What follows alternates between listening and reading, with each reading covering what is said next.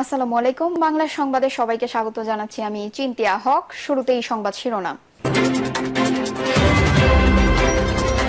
তো ভাই, কখন নির্বাচন হবে? পাটোয়ারিকে প্রশ্ন রিজভির। ধানমন্ডি ৩২ নম্বরে আওয়ামী লীগের কর্মী সন্দেহে ৩ জনকে গণপিটুনি। জানাবো নির্বাচনের জাতীয় পার্টি কেন নিষিদ্ধ হবে, প্রশ্ন মহাসচিবের। এবং সর্বশেষ জানাবো ৯০% বেশি মানুষ পিআর পদ্ধতির পক্ষে বলছেন সেলিম উদ্দিন। শুনছিলেন সংবাদ শিরোনাম, এবারে বিস্তারিত। তো ভাই, কখন নির্বাচন হবে? পাটোয়ারিকে প্রশ্ন রিজভির। ফেব্রুয়ারিতে নির্বাচন হবে না, এনসিপির নেতা নাসিরুদ্দিন পাটোয়ারির এমন বক্তব্যে কর্তৃত্ববাদী শাসনের মনোভাব দেখছেন বিএনপির জ্যেষ্ঠ যুগ্ম মহাসচিব রুহুল কবির রিজভী। তিনি বলেছেন, মঙ্গলবার বিএনপির কয়েকটি অঙ্গ সংগঠনের একটি সভা ছিল, সেখানে এনসিপির এই নেতা বলে গেলেন যে ফেব্রুয়ারিতে নির্বাচন হবে না। প্রশ্ন ছুড়ে রিজভী বলেন, তো ভাই, কখন নির্বাচন হবে? আপনার কথার যে সুর বা যে টোন, আপনি অনেক যুক্তি খাড়া করে একটা বিশ্লেষণী বক্তৃতা করতে পারতেন, কিন্তু গতকাল বক্তৃতার টোনের মধ্যে দেখলাম হাসিনা যে টোনে কথা বলতো সেই টোনটাই আপনার কণ্ঠ থেকে বেরিয়েছে। আমরা আরেকটি কর্তৃত্ববাদী শাসনের সুর, কর্তৃত্ববাদী শাসনের যে মনোভাব কালকে আমরা তার বক্তব্য থেকে পেলাম। ছেলে মানুষ কয়েকদিন আগে ছাত্র ছিলেন, এদের এইরকম আচরণ হওয়া উচিত নয়। রিজভী বলেন, বক্তব্য থাকবে, আলাপ আলোচনা থাকবে, বিতর্ক থাকবে। বিতর্ক তো হচ্ছে গণতন্ত্রের সৌন্দর্য, কিন্তু আমারটাই হতে হবে, আর সবারটা ভুল, সবারটা খারাপ।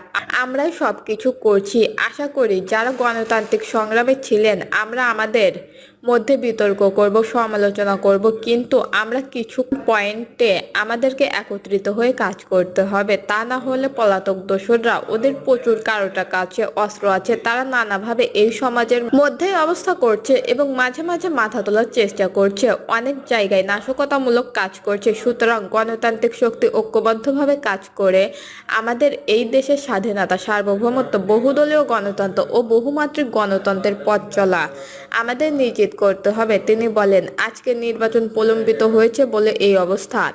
তারপরে সরকার একটি তারিখ দিয়েছে, সবাই আলাপ আলোচনা করে আমরা ওটাকে মেনে নিয়েছি।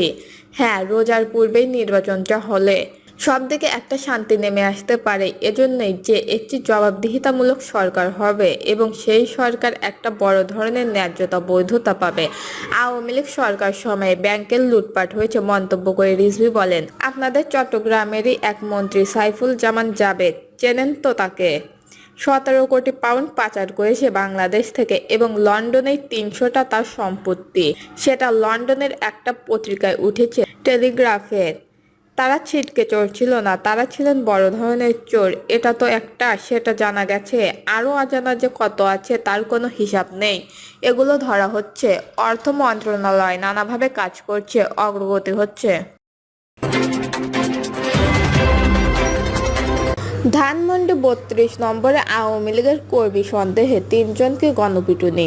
রাজধানীর ধানমন্ডি ৩২ নম্বরে আওয়ামী লীগের কর্মী সন্দেহে ৩ জনকে গণপিটুনি দিয়ে পুলিশের হাতে তুলে দিয়েছে উপস্থিত ছাত্র জনতা। বৃহস্পতিবার রাত 8:30টার দিকে এই ঘটনাটি ঘটে। প্রত্যক্ষদর্শীরা জানায়, এই সময় এক ব্যক্তি ভিডিও কলে কাউকে পরিস্থিতি দেখাচ্ছিলেন। ভিডিও কলের অপর প্রান্তে থাকা ব্যক্তির নিজের ফোনেও শেখ হাসিনা ও শেখ মুজিবুর রহমানের ছবি দেখা গেলে উপস্থিত ছাত্র জনতা ক্ষুণ্ণ হয়ে ওই ব্যক্তিকে মারধর করে। ফলে পুলিশ ঘটনাস্থলে গিয়ে তাকে উদ্ধার করে। ছাত্র জনতার দাবি, আটক ব্যক্তির নিজের ফোনেও শেখ হাসিনা ও শেখ মুজিবুর রহমানের ছবি পাওয়া গেছে।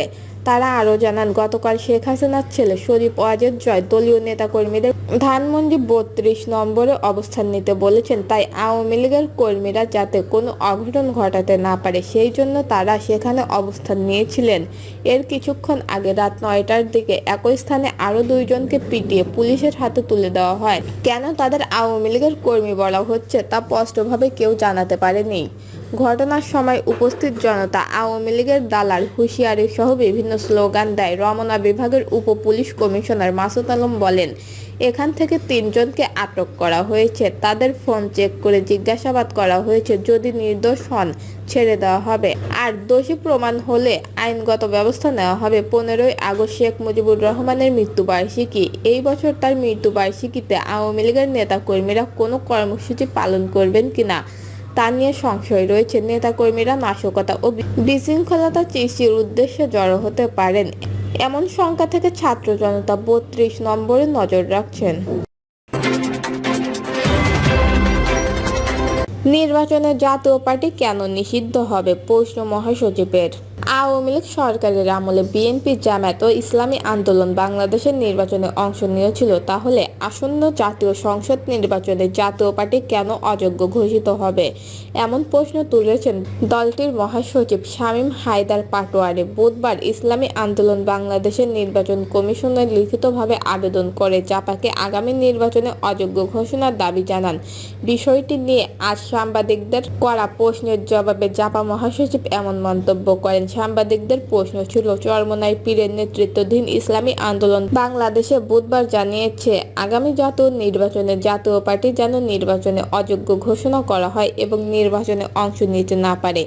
এই বিষয়ে তারা ইসিতে লিখিত চিঠি দিয়েছে। ঐকমত্য কমিশনের বিভিন্ন রাজনৈতিক দলগুলোও জাপাকে নির্বাচনে অযোগ্য ঘোষণা করার বিষয়ে লিখিত দিয়েছে। এই বিষয়ে আপনাদের বক্তব্য কি? উত্তরে শামীম হায়দার পাটোয়ারি বলেন, নির্বাচনে অযোগ্য ঘোষণার জন্য যেসব কন্ডিশন আছে নির্বাচন ও গণপ্রতিনিধিত্ব আইনে, তার কোনোটিতেই জাতীয় পার্টি পড়ে না। তাহলে জাতীয় পার্টিকে কেন নির্বাচনে মানে অযোগ্য ঘোষণা করা হবে? আর নির্বাচন মানেই তো সকল দলের অংশগ্রহণ, বহুমত বহুদল।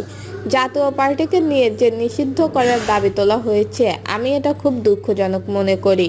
যারা এই দাবিটি তুলেছেন তারা এই দাবি প্রত্যাহার করবে। দেশের স্বার্থে জাতীয় পার্টির সঙ্গে কাঁধ মিলিয়ে একসঙ্গে আমরা দেশ গঠন করব। আপনারা আওয়ামী লীগ ফ্যাসিস্ট হিসাবে কাজ করেছিলেন, রাতের ভোট, দিনের ভোট, সন্ধ্যার ভোট সব নির্বাচনেই অংশ নিয়েছিলেন। এই বিষয়ে দৃষ্টি আকর্ষণ করা হলে জাপার মহাসচিব বলেন, ওই ভোটগুলোয় চরমোনাইও অংশগ্রহণ করেছিলেন। 2018 সালে বিএনপি, জামায়াত অংশগ্রহণ করেছিল। এই সময়ের মধ্যে যে স্থানীয় সরকার নির্বাচন হয়েছিল, বাংলাদেশের অসংখ্য লোকাল গভর্নমেন্ট জামায়াতের নেতারা নির্বাচিত হয়েছিল। ওই ভোটগুলোয় চরমোনাইও অংশগ্রহণ করেছিলেন। 2018 সালে বিএনপি, জামায়াত অংশগ্রহণ করেছিল। এই সময়ের মধ্যে যে স্থানীয় সরকার নির্বাচন হয়েছিল, বাংলাদেশের অসংখ্য লোকাল গভর্নমেন্ট জামায়াতের নেতারা নির্বাচিত হয়েছিল।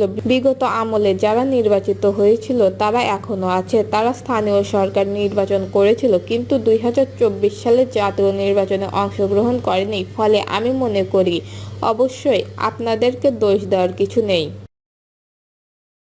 দর্শক, এই ছিল এখনকার সর্বশেষ নিউজটি ভালো লাগলে একটি লাইক দিন, কমেন্টে আপনার মতামত জানান এবং আমাদের সাথে থাকার জন্য বেল বাটনটি অন করে রাখুন। ধন্যবাদ।